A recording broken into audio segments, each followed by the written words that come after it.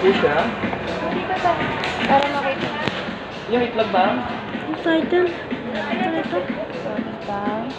Diba raw nakita niya?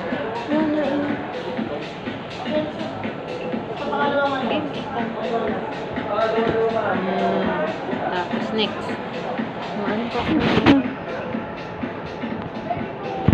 Ayan po. Tapos magsisend lang po siya ng verification code dun sa number po na pinag-create po natin. Po, good afternoon po.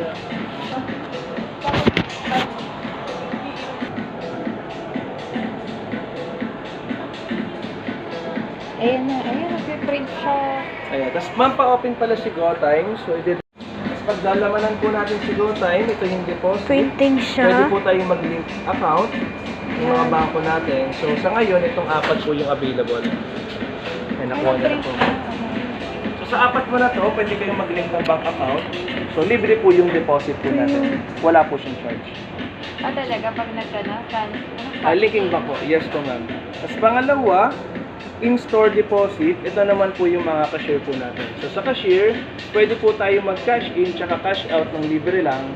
Same sa mga partnered stores po ni Robinson.